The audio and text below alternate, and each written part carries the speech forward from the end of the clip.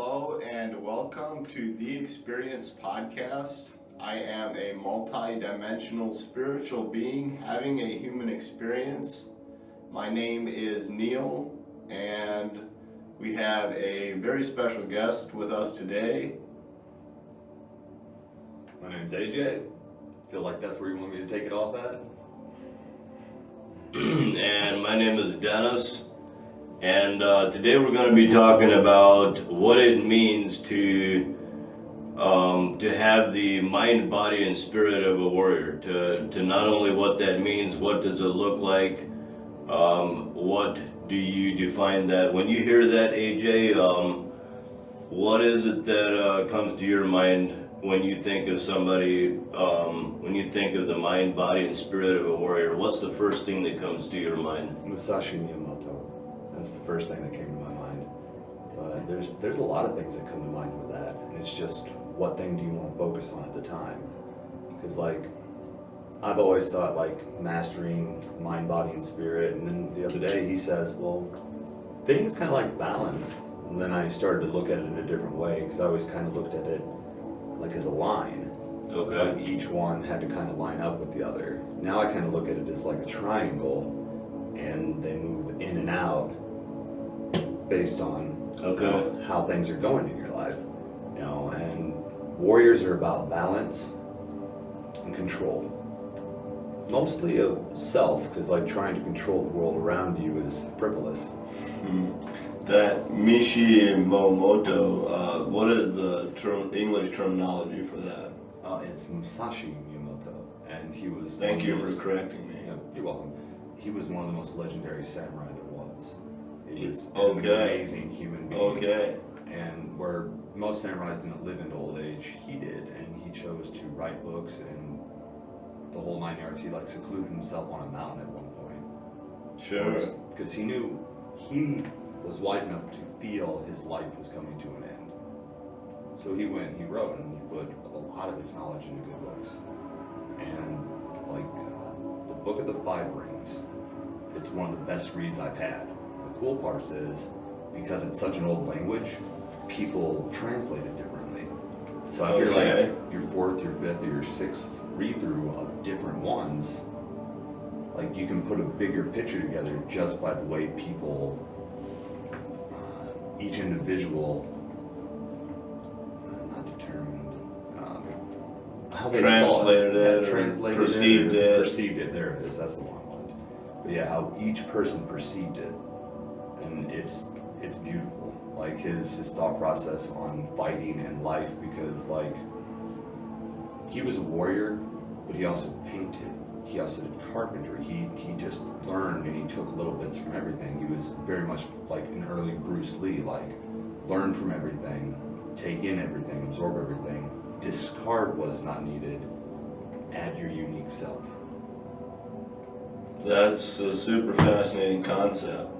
And so that's like getting a lot of taking the situation at face value and like kind of bringing it in, but then that thing like you were talking about, like discarding what you don't need, like how do you find out what you don't need? Trial, error, and understanding yourself. There's so many people that just, I feel, don't truly understand who they are because they're so worried about everybody else's opinion. You ever put on some clothes one night and you're getting ready to go out and see a girl and you're like, oh, maybe she ain't gonna like this, and you change, maybe she ain't gonna like, who cares if she likes it? Do you like it? Exactly. Why are you worried about how you're trying to make her feel? Be you, feel good, get your vibration high, rest and follow. Anyways, if she doesn't like the way you dress, she ain't the one. Exactly.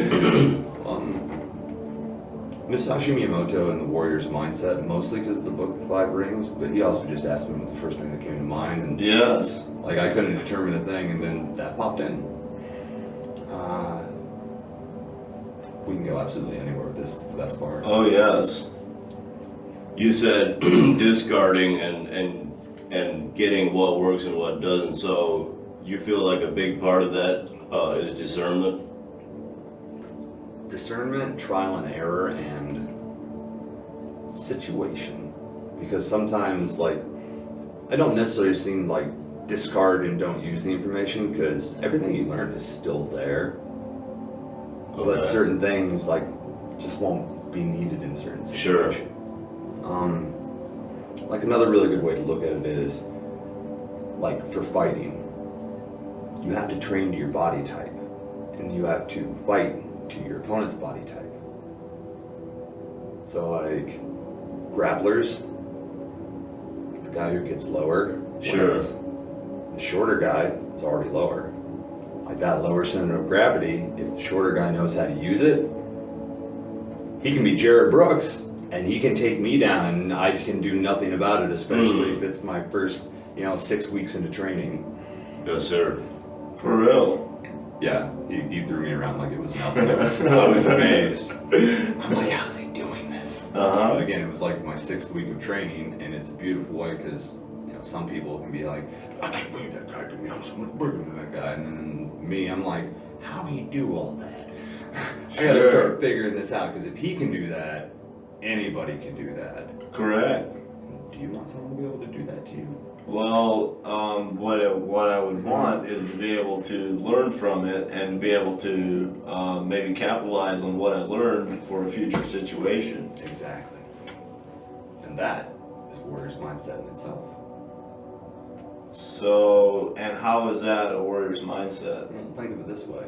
How many people get up, go to work, do their job, go home, don't do much with their life, Netflix and chill, go out on the bar on the weekend, waste all that money that they just made, and they don't really move forward in life because they're still paying rent.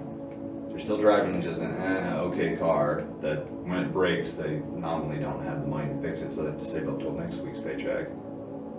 Like, the warrior is preparing himself to make his life easier in the future because he can help others and help the universe by bettering himself.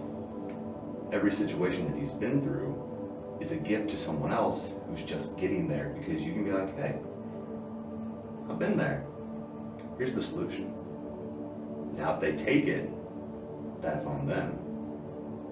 But sometimes you can have solutions for people's problems all day long. But some people will have problems with every solution you give. Oh, yes.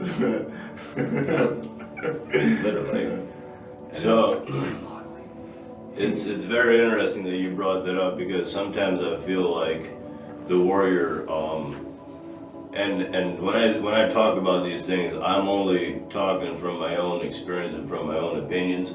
So if somebody's watching this, I mean, do your own research, do go with your own gut feeling, but I feel like a warrior looks around, and like you said, the accumulative experiences and things that they've gone through in the past, like they are constantly preparing and for things that they perceive may happen in the future. It's not like they have a crystal ball, but I feel like they're very aware of things that may happen based on what they see going on around them and things that have happened in the past. How do you feel about that? Yeah, I resonate with that really hard, because a true warrior is very perceptive about his surroundings, and some people they put themselves up really high, and like the warrior tries to stay humble so he can keep his mind clear and be perceptive, truly perceptive of what's going on, because misinformation can be so much worse than no information at all. Sure.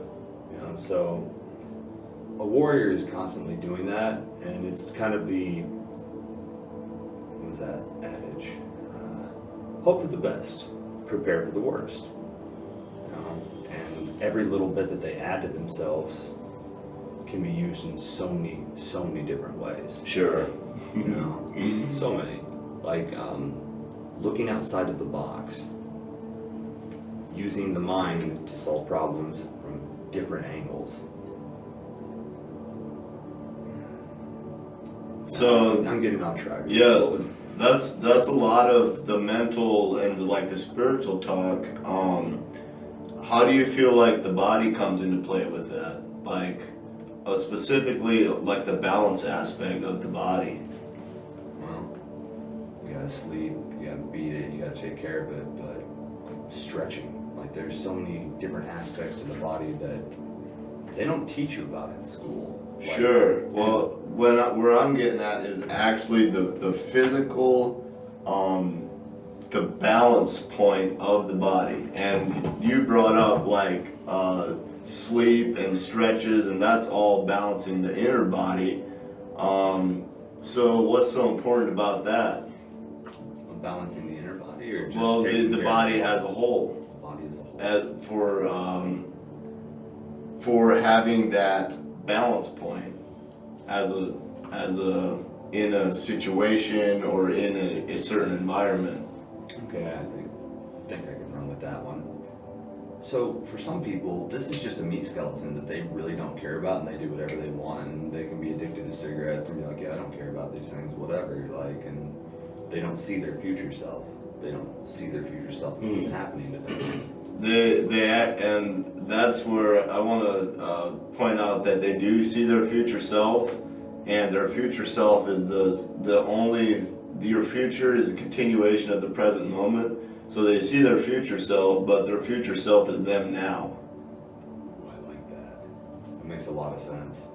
Because in my mind, I always see that they lived in the moment, and they just did what they wanted and desired without having like that view of the future and like the repercussions it could have. They don't see the cause and the effect Cause and of effect, eating the yeah. potato chips and the smoking the cigarettes. Bingo. Like someone once stated, like some people are trading the now for happiness, Sure. while other people are sacrificing the now. They're giving up their time to do some things that they don't want, so that future, later, they have something that they desire. Sure. That's why like a lot of people who go home and just sit and Netflix and chill, like if you're watching documentaries, one thing. If you're really in tune with it and studying it and learning multiple things from it in different directions, a whole nother. Yes. Like where you're going and what you're doing in life, how you're using your time, reap and sow, every which way from Sunday. So let's get back to the balance. Yeah, the balancing of mind, body, and spirit. Well, the balance of the body, because we've talked quite a bit about the mind. So let's talk specifically about the body right now. Specifically about the body. Well, I guess that You're- came to mind. So here's a good one. Like I hadn't really ever been interested in fasting. The idea of like starving yourself doesn't make a lot of sense to me. Okay, so for my whole life it's been that way. I have a friend who I trust this man with my life because he's like my greatest bro, and he's my brother. Sure. And it's really cool because we're not even close, age-wise, like height, the whole 9 yards. He's pretty tall, but people sometimes see him as, is that your brother? And I just eat it up. I love it. Well, he turned me on to it, but he did it with like the science of it. And like the explanation he gave me is like, your body can keep going and do amazing things. Also can do some things that probably shouldn't do. So we have an abundance of food. Anybody can eat pretty much anytime they want. Welcome to America. Good stuff, bad stuff otherwise. If you're constantly eating, constantly processing food, especially if you're overeating, like certain cells in your body, whether it be free radicals, whether it be the junk you're eating, whether it be the junk you're smoking, your cells can get damaged. And they can keep operating. And the worst part is, they keep dividing. Cells are constantly dividing. Every cell in our body constantly dividing. So over time, more and more of those cells get damaged, more and more of those damaged cells are dividing. And there are things built into your cells they kind of alter themselves and cleanse themselves when they know that they're damaged enough. But what happens when that part gets damaged? And that part mutates a little bit. Or something is in there, particles in there, who knows? Sure. But when you do like fasting and true fasting, when your body runs out of energy sources, what's the energy source?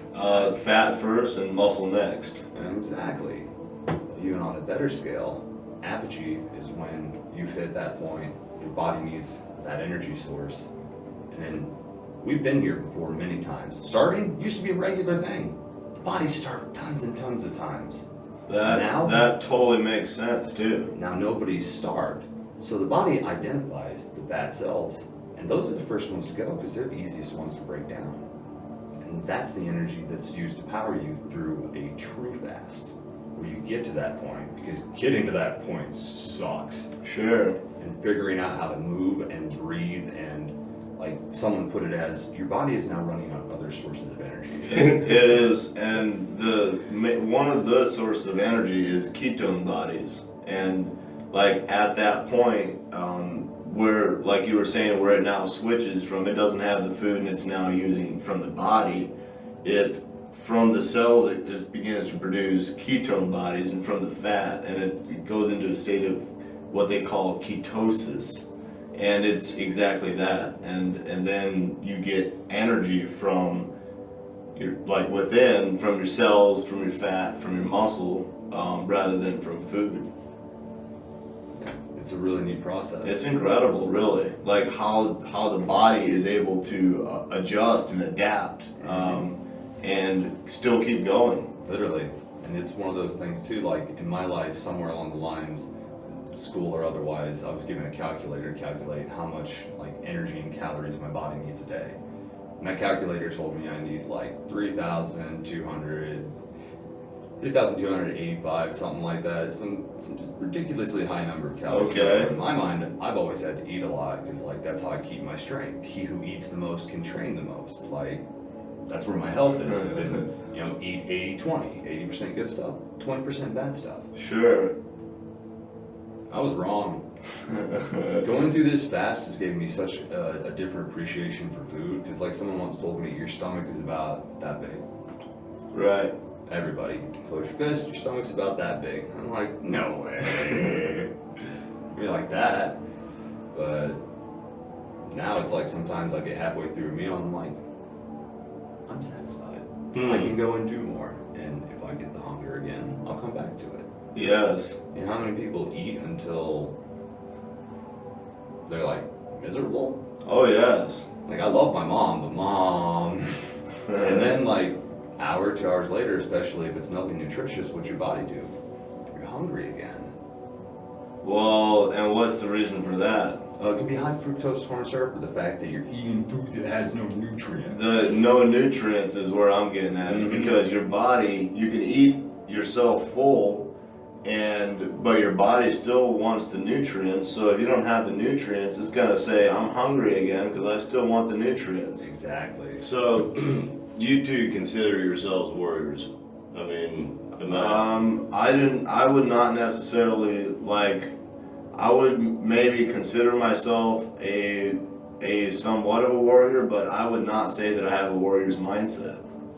So, are you aware of the foods that you put into your body? And if so, why is it important? Why do you guys feel that it's important to watch what the foods are that we eat? Multiple reasons. Multiple. Like, you are what you eat. You are Literally. Every 30 days, your body creates like brand new cells from the foods you've been eating for the past 30 days. So it's literally, you are what you eat. And the reason that you do that is because you recognize the cause and the effect of, if I eat good food, I'm going to have a good outcome and I'm going to feel better. I'm gonna feel good, and my body's gonna feel good first, which is gonna it's gonna help once my body feels good, now my mind begins to feel good. It's like compounding. And then you implement the fasting too with that. Yeah. And how many times a week do you fast? It depends. What I started off with initially, which kind of opened my eyes to it, especially like the food thing, is we were going 4 days where I'd get up, I would try to have nothing for breakfast, maybe like some water, and then go the whole day without food, just little bits of water, and then have like a nice 1,500 calorie meal between like 5 and 7 o'clock.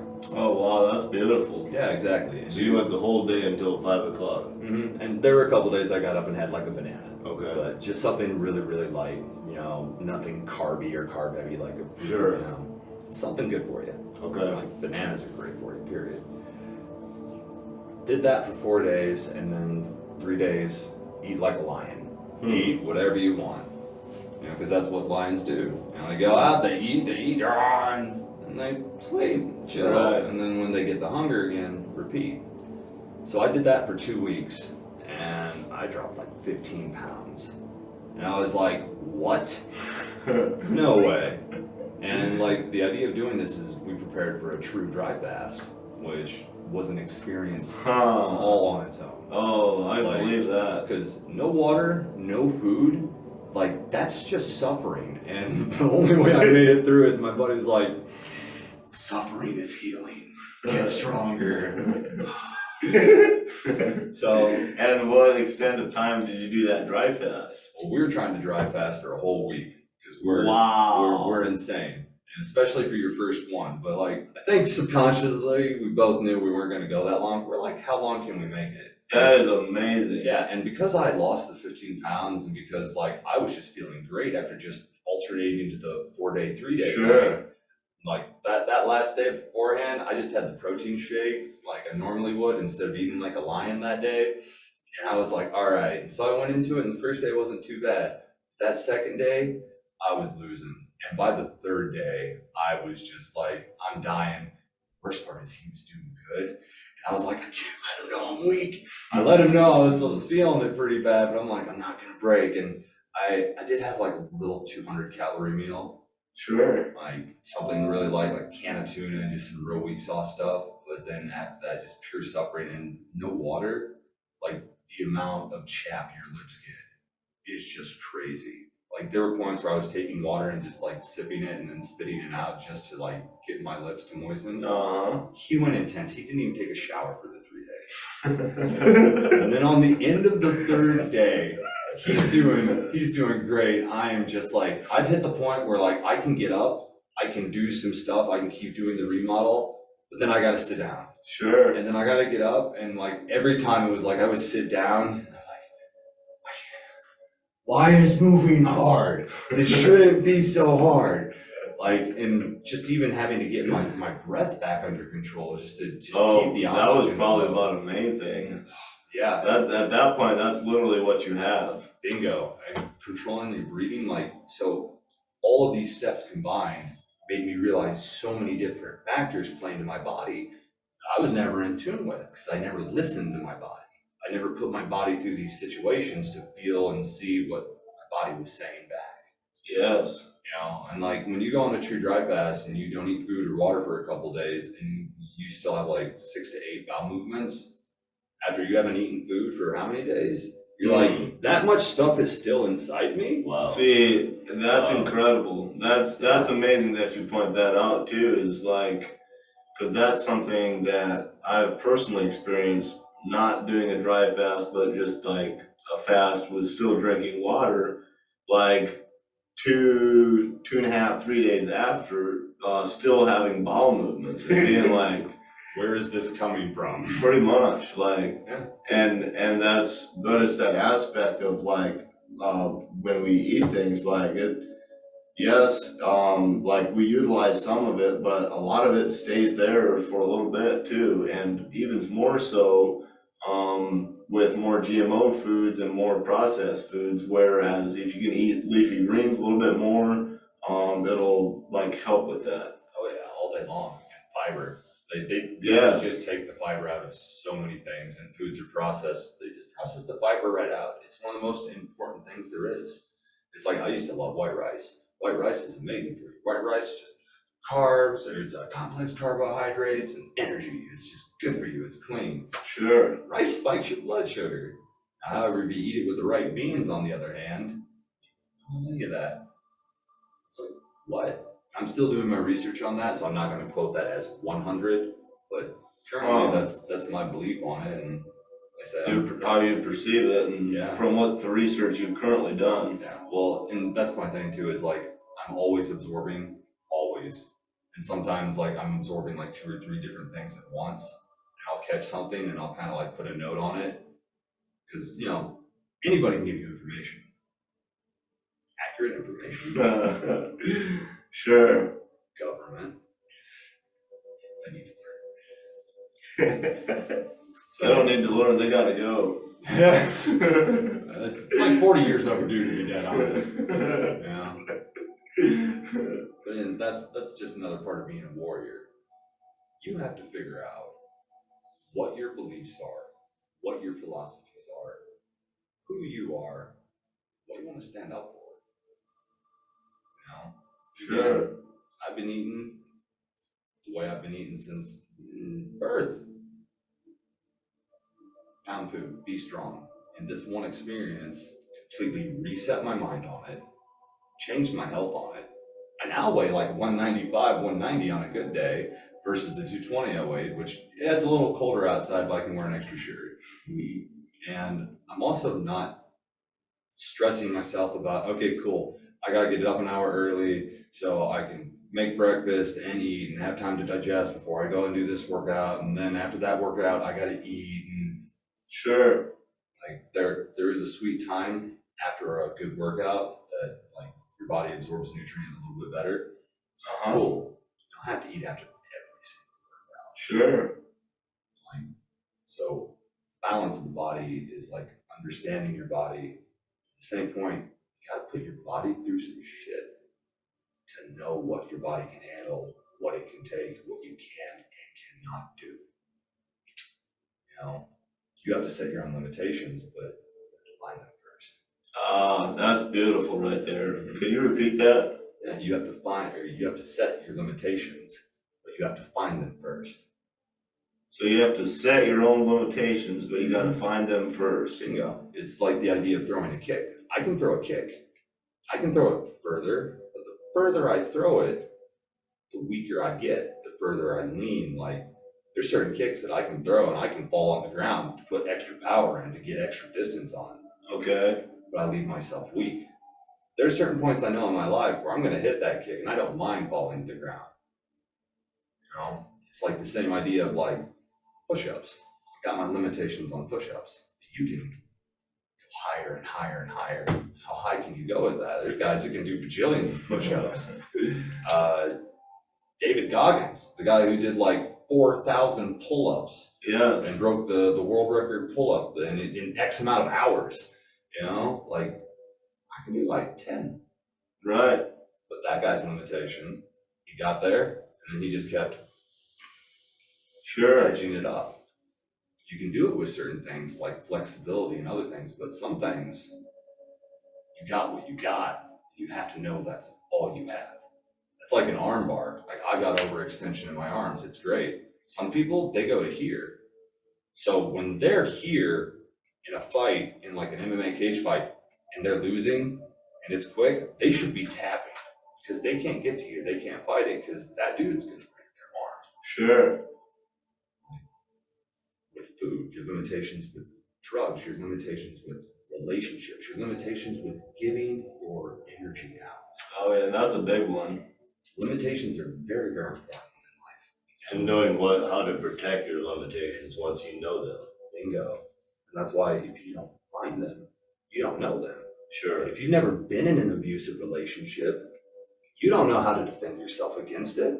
You don't know what to look for in the future relationship to protect yourself from that happening again. Exactly. Like all the bad things that have happened to you give you an opportunity to learn and grow or to be a victim. Sure. How do you feel like the fasting and even like a regular fast, but also like a dry fast, how do you feel like that affected your mind? In a lot of cool ways. So there were points where I just had to encourage myself and really control myself, because to not eat, to feel what other people have to feel around the world and like use that as driving force was a whole different ballgame in my mind. Because for me, like I used to dwell on how other people have it so bad and the world and hunger and like so many other things, and hunger especially is just a cruel kind of suffering in my mind. Once you're doing it to yourself and really truly experiencing it, like one of the most beautiful parts afterwards is that first thing you eat. Your appreciation for food and like really truly tasting it. You know, and all the time people are eating, they're eating, oh, don't know what to eat, and like now I know what I want to eat and when I want to eat.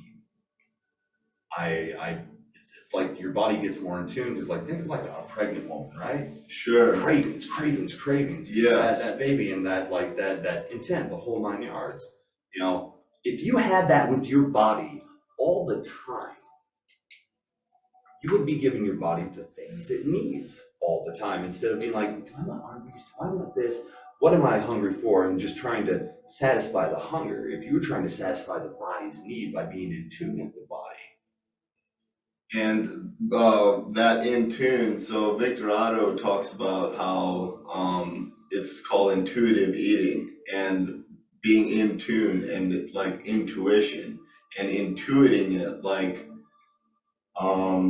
you were saying, like you feel like the need, like you get this maybe craving for a banana or for an apple, and like, but you're intuiting what you're eating. It's not like I want it, so I'm gonna eat it. It's like I feel like this is gonna be what's beneficial for my body. Yes.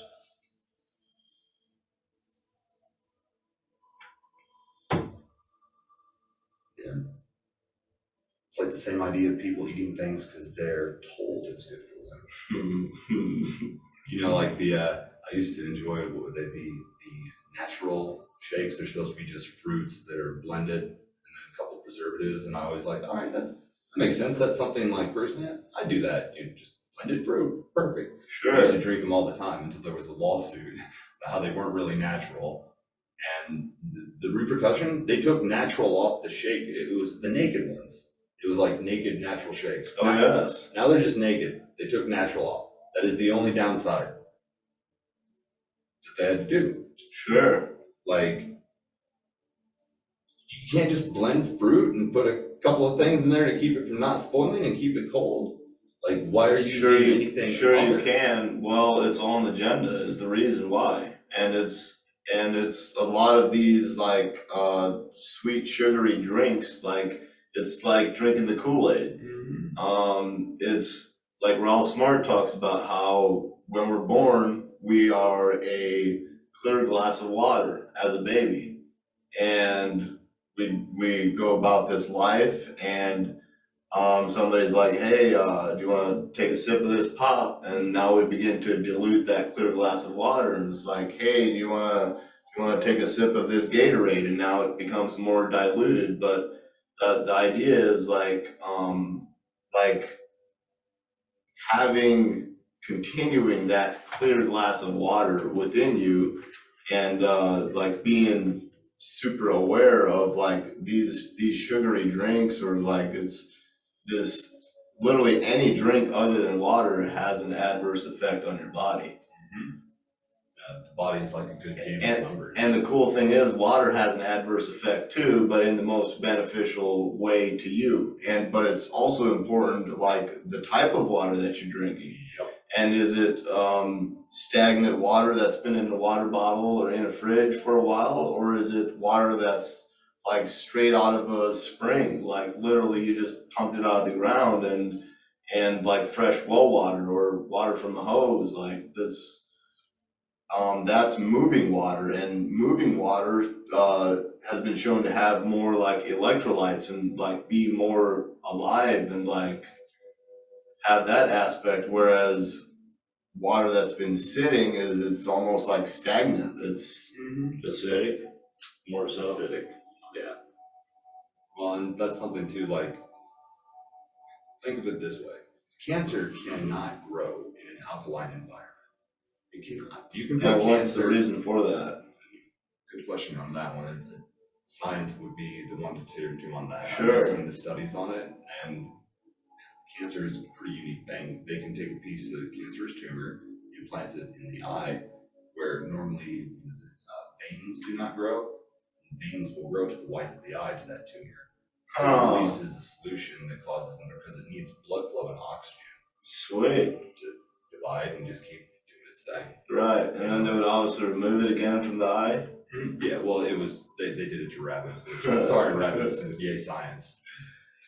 No, but the idea is that cancer cannot grow in an alkaline environment.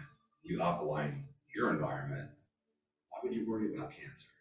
You know, and a lot of the bottled water that we get, like you see people doing the tests on YouTube, the whole 9 yards, like this one's acidic and this one's acidic and this one's acidic, and there's like 2 or 3 on the market that are actually pH and alkaline. And like one of them is alkaline because they had baking soda. It's not truly alkaline, it's chemically alkaline because it's going to test alkaline on the strip, but it's still sitting there like stagnant, like water in a pond that has no stream coming in and another stream flowing out. It's like sitting there. Yep. And even more so, like if it's plastic bottled water, especially the crunchy ones that you can smash up afterwards, it's been on a truck, it's been bouncing around, and all the time those plastic bottles are flexing and moving, and people don't think about things on the micro scale. They don't think about it on the small scale. On the tiny scale, on the inside of that bottle, tons and tons of little fractures, tons and tons of tiny little microplastics are breaking off into that water that you're drinking. For years, my parents have drank bottled water because they think the water in our house isn't good. It's not that bad. Sure, it's like well water, but well water is the best water. I wouldn't say it's the best water. Well, some of the spring water obviously, but like in in this specific area, like unless you have a spring, well water is probably a great option. Well, water is a great option, like filtration, just to get certain bad stuff and like the copper content around here and the iron and rust content. All the glyphosate on the fields. Yeah, that one too. So many little things about that one I get into. I'm not gonna like. Clean drinking water is one of the most important things in life, and most people don't even drink water. I get water from vegetables. Right? There's water in coffee. The soda's made from water, and 32 tables of like you know how much 20 grams of sugar is. Explain to me. Give me an example. I'll give you an example. So my mom drinks these cans of tea, and they're 18 grams of sugar. 18 grams of sugar. 18, tiny number. 18 ain't nothing. I've seen things with 200, 300. Go get yourself a scale. Weigh out 20 grams of sugar, and then ask yourself, would you eat that? Would you put that on top? Would you put that whole thing on top of your cereal? Could you eat that? What amount is it? It's like a dish about yay deep, yay round. Oh wow! Yeah, it's so you're looking at 3 by 3 inches wide, maybe 2 inches tall pile of sugar. Because that, like I said at the time, I just took a small plastic dish. I'll think of it this way: if you ever been to Hacienda, one of the little sauce dishes, my mom does it still. The salsa ones? Yeah, the salsa dish. And I just started scooping into it. And it was not like overflowing over the top, but that dish was mostly full. Oh, yes. So, like, would you ever in your life go to Hacienda and fill up a salsa dish and just eat that much sugar at once? Nope. But would you drink it in a can of tea? Or in a Pepsi? Oh, in a Pepsi, it's so much worse. Dew? So much worse. I'm not even going to... I could probably remember the number, but I'm not gonna, because I used to drink a lot of pop. Sure. Mistakes were made. Sure. Now, everything you put into yourself is a positive or a negative, whether it's a thought or it's food. Does it add to your body and help your health, or does it take away?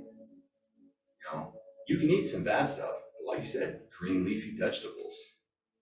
We grew up eating all the green stuff first. We knew the green stuff was good. You put a little salt on it, you can eat the green stuff. It won't kill you. Eventually, we figured out the animals running around tasted better, and we went after them. But before all that, when catching animals were hard and we were dumb, what did we eat? We ate the mushrooms. We ate the green stuff. We ate the leaves, but they didn't taste good. They're never going to taste good. Leaves are horrible. They come off trees. Yeah, moringa leaves are pretty nice.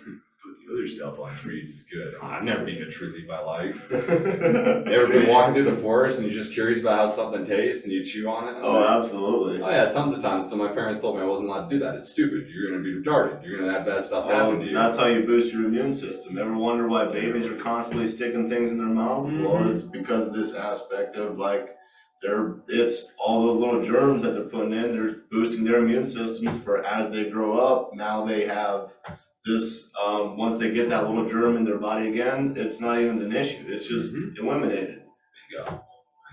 Your body's an amazing thing. It's incredible. But it has to experience to grow, to evolve, and get better. And so many people are afraid of experience. They want to experience through a television. And a lot of people can learn that way. A lot of people can grow that way. But if you're just watching TV, and I think some people are just there because, like, my mom, she enjoys the like those cop shows, like Law and Order, and like the whole nine. Sure. And I can come upstairs and sometimes I'll just hear an episode, and I'm like, so you want to know how it ends? She's like, how do you do that? I'm like, one, I tune in the first time I watch it. The first time I watch a movie is the longest that movie will ever be. And this is something I never even realized I did until I realized I did it. I tune into a movie so hard the first time I watch it. I'm one of those people, like, if it's the first time and it's a movie I really want to see, we're not talking. I can acknowledge your existence. Sure. And it's longer. It's truly longer. Like the Batman movie in theaters, the Dark Knight. The first time I went to see that in theaters, I felt like I was in it for over 5 hours. I was just so into the story, and my focus was Sure. there. You know, when other people watch TV, they're kind of watching it, but up here, that focus can be That's fascinating. So, are you condensing the movie to gather important points that you feel that you can learn and take away from to apply in real life? Oh, always. Is that what I'm hearing? Is that the purpose of you saying that the first time you watch a movie, it's the longest? Well, the purpose of that is to show, like, how important your focus is. Because where attention goes, energy flows. Bingo. So it's like, if you're focusing on someone who's in front of you, who you're truly having a conversation with, things around you slow down and you're not too worried about the things around you. In your head, if you're always worried someone's going to come in the door and shoot you in the back of the head, but if you sit on the other side of the table so you can watch the door, it's there. Sure. Your focus is so important and it's so encompassing. And like, when I watched that movie for the first time, I turn everything off but the movie. Like, I legit, like, I fall out of my body and I go to the screen. And sometimes that's all that exists in the moment. Nothing else. No more worries, no more headaches, no more nothing. And I get some people get that from movies and videos, and that's their escape from this reality. They go there to escape. Yes. For me, I've always gone there because I love a good story. And stories are how we started growing. By storytelling. Yep. That was like the first like recorded information, really. That's Bingo. how do we record it? Well, we tell a story, and then that story gets passed on, and then they tell the story to their grandkids, and then their grandkids tell the story to their grandkids. It's like the big telephone game. Exactly. And that was the idea, is that we give you these stories, like The Boy Who Cried Wolf, so you know not to do that thing. And in the best stories are where you learn the best morals, where, like, you can define yourself as certain characters and see the aspects of them that you want to take into yourself. You can see the aspect of others that you find despicable, and you never want to push those away from yourself. I would never do things like that. You know? And you can define yourself with the movie. Like, in growing up, that's what I had. I wasn't a book reader. I was a movie watcher. I was a video gamer. You know, and like, those were my heroes, and that's where I got my stories, and that's where, like, a large chunk of my soul is all the stories that made me feel alive. Yes. And, like, the first time watching something was the best, because, like, that's like sitting down with your book and getting to walk through the whole thing in one session, about 2 hours, by just really tuning into it And experiencing all the little bits to it. yes. So, I really love where that went. I mean, that's amazing. Spiritually, how do you guys feel as far as what is the relation between spirituality and a warrior's and how a warrior thinks? Like, what are things that you guys do in your own life that you feel contribute to your evolution in spirituality, or is it even important to constantly be working on your own spirituality?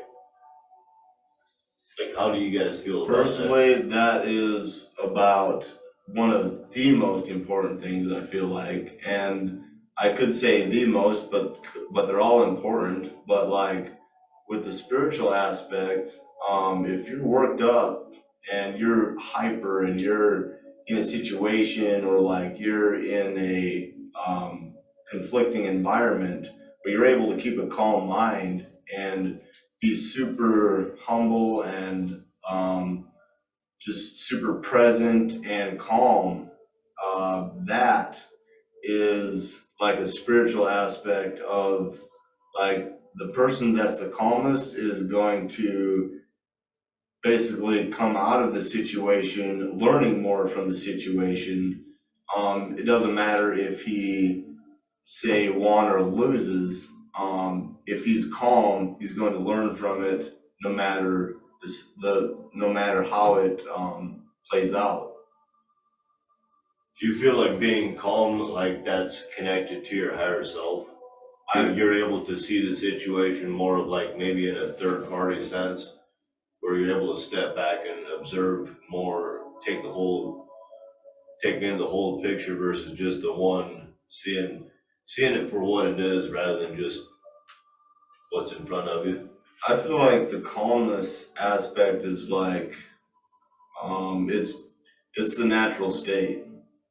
And the only reason we're not calm is because we're distracting ourselves from being calm. And like with that, I feel like the more we become aware of ourselves and the more we become aware of like really ourselves and our potential, we begin to gravitate towards that natural state of being calm and being present and being in the now. How do you feel about that, AJ, about like the spirituality connection to with like now with the body? Like how does the spiritual, how does that even how do you feel like that plays a part in that? Spiritual, big part, very, very big part. So, going back to Musashi Miyamoto, look at the five rings. He talks about spirit a lot. And back in the day, when you entered into a samurai duel, it was to the death. It was honorable to die at the hand of an opponent who was better than you. It was honorable to have challenged him in the first place. Correct. So when he would go into fights, he would push his spirit up high and tall, and then out and wide. There's different translations of this, and I'll let everybody find their own version. But it makes really good sense. If you go into a fight, you're the calm, cool, collected guy, but your spirit, your soul is on fire. When your soul's on fire, people see it. You're the light in the room. You shine. When you're going after things that you desire, when you have to rise up to a situation and be something more, got the cool mind, like you said, taking away more from it, being able to react faster to it. Your spirit, like convincing your mind to do things, convincing your body to do things, convincing your spirit. No, the spirit does the convincing. Your spirit, your essence, like correct. It's spirit because it's you, but it's also spirit. Could be spirits, could be interpreted different ways. Yes. You asked how often working on spirit daily, and sometimes like everybody's warrior path is different. How they train their mind, how they rewire their mind, and it's different because of the uniqueness of each individual. 100%. The uniqueness of each individual and just how they figure themselves out, and the realization of, I want to be a warrior. Going to the realization of, I am a warrior. Yes. Going into the realization of, it's all been on the inside the whole time. I just have to take away the things that are no longer a warrior, and then all that's left is the warrior. bingo. And for some people, that's a game of Tetris. For some people, it's tic-tac-toe. For some people, it's the ingredients on the back of a gum wrapper. How you get there is on you. For me, whenever I'm down, whenever I'm out, whenever I think I'm losing, sometimes anime, movies, video games, my heroes are just there and I hear their voices. I see their faces and they give me encouragement that I need in the moment because no one else is going to give it to me. I have to get it for me. Correct. That's spirit. When you get kicked in the groin by your training partner that you spar with all the time, and you know he loves that spinning side kick, but you were so sure you were getting that head kick on him, and he shoots you halfway across the ring. You land on your feet, and instead of going down to your knees because you just took a hard shot, your adrenaline's flowing, your spirit's on fire, and you're like, I want to win, so you step back up to the line, and they even give him a point for that overpowered kick in the Taekwondo tournament where you're supposed to be using control, and you say, yep, and you nod your head, and you proceed to run 3 points out on him. You proceed to go to the next round. You proceed to beat on the kid who's, I'm not beating on him, but I'm winning thoroughly, until he pulls a move that I'd never seen before, and because I did not want to fall upon him and hurt him, I evaded to the side, and he kicked me in the groin. He fell backwards and used a falling groin kick. I'd never seen it before. And at first because I was like not trying to fall on him, I'm not trying to hurt him. I could have scored a point, I could have stomped right down on his chest and broke every little piece of him, but he was like a foot shorter than me. He was already at a huge disadvantage and I was trying to be fair about it. I felt bad until the judge, as soon as our match ended, he's like, that's so great, I haven't seen anyone do that since your dad did it. I'm like, that was passed down to him. This was his time to use it. I was the perfect opponent. I was throwing that high kick the entire time. He read it. He beat me. He was better at me in that moment. But I'll never lose to that technique by the curly-haired kid again. Just so you know, curly-haired kid, I'm sorry I can't remember your name, but not next time. You know? I went through such an emotional scale there because, like, I was in adrenaline, spirit raging, warrior mode. I'm winning this tournament. I'm taking the big trophy home. My opponent's still a little smaller than me. I can kick him in. I can just throw kicks at him the whole way and drive him out of the ring the whole time. That's not an enjoyable tournament for anybody. We had our back and forth. I was still intently trying to win. He was really good. He was very evasive. I wanted to win, drove him out of the ring. It was a tie. I did not want to go into the final. I pushed, and I gave my all. And the moment I saw him fall, we weren't fighting. We're in a tournament. I'm not trying to hurt this kid. And I started to fall, so I put my foot down. I hurt him. I went that way, and I lost the tournament. In the moment I lost because of that, they gave that a point. What? The second I heard that it was something passed down from his father. None of that even mattered. None of that even mattered. That was one of the coolest moments in his life. And me losing gave it to him. Right. You know? That's incredible. And some people, spirit-wise, would have buttered about that tournament forever. Right. But when you're butt hurt, are you progressing? Are you learning from that kick? Nope. You're just ruminating on it at that point. Bingo. And being attached to it. Bingo. If you can just learn from it and let it go, and now in the future, now like when that happens again and he falls backwards, what are you gonna do now? I'm gonna hit him with a sweep kick. He's down on the ground. I just gotta kick him. That's all I gotta do. He has 3 seconds to score up. I have 3 seconds to score down. I could also bring it down on his chest, do the left half and move to the side. I've got options. I've thought about it a handful of times. You know, my spirit could have went so many different ways. When I got the initial groin shot, my spirit could have raged and I could have just went aggro. I could have been like, okay, cool, we're no longer at a tournament. We're at a fight. And just beat on my opponent. Sure. I could have got disqualified. I could have thrown my helmet. I could have went to my knees and punched the mat and got... Right, and those are all choices that were valid choices that you could have made. Additionally, for some people, this is how their emotions flow. I'm lucky that I'm at the point that now I can control it.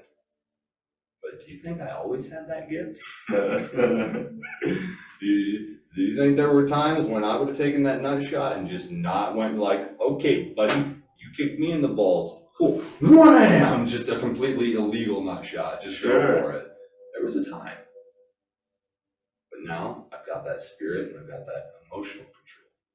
Emotional maturity, which Emotional maturity is a way better word than emotional control, because I honestly feel like you're not able to control your emotions, but you can possibly channel them or become more mature about them. Have a different perception of them. oh yeah.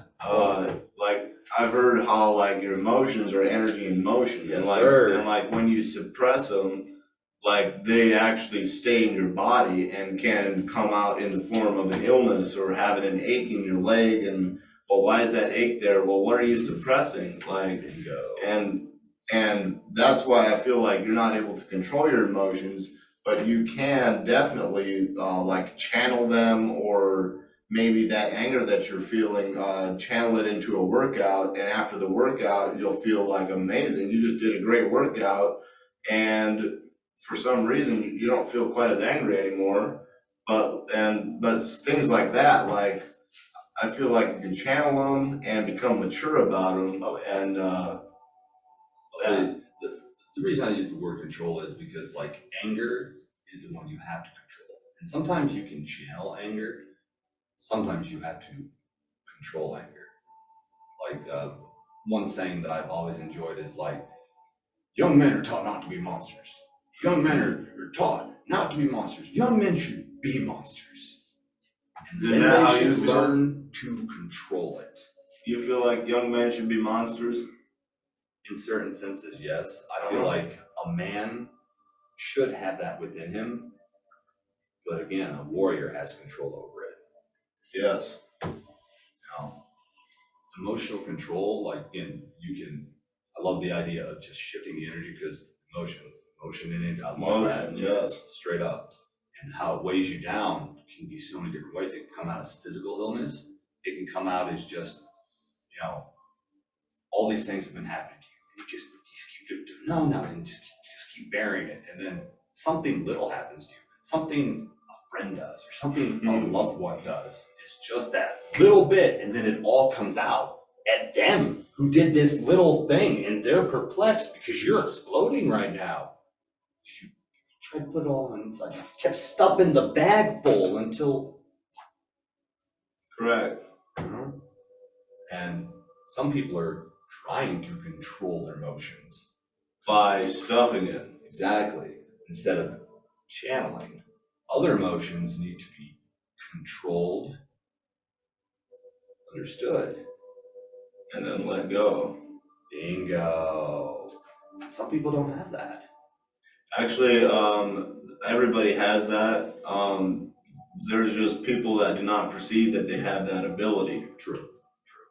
And everybody has the ability to like affect their emotions, and not affect but channel them, or utilize them, and become more mature about how they use them. And the idea that your energy is precious, and your emotions and your time are precious, and don't waste them, don't be frivolous with them, don't throw them away.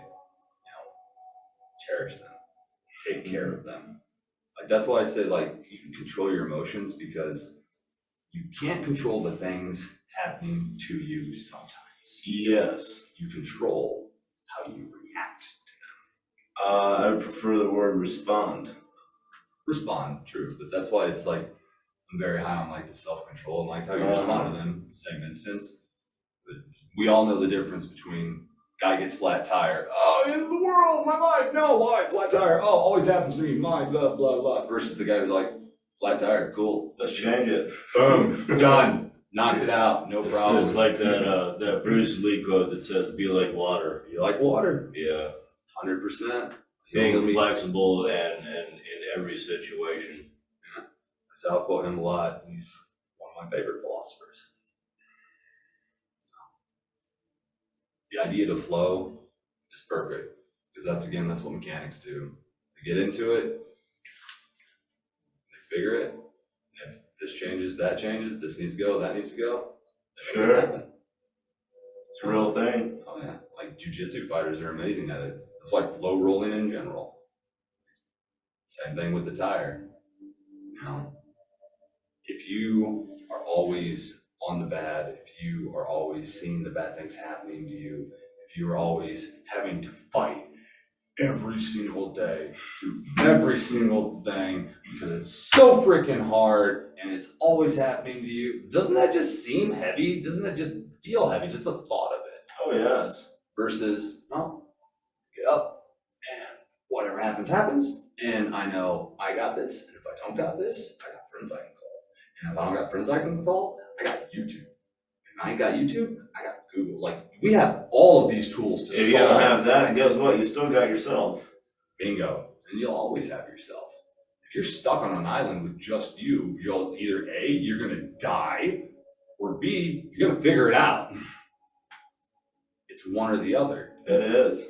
And sink or swim mentality some people don't like, but life is a competition. Not always, but my karate teacher who I love, life is competition. Moreover, everything is borrowed. In the sense of? Everything is borrowed. So the things that your parents taught you, borrowed from their parents, borrowed from their parents. Yes. The things that your friends taught you, borrowed from what sources they got. Correct. Everything is borrowed. What you choose to keep is you. Stay blessed, stay multi-dimensional, and continue infinitely experiencing.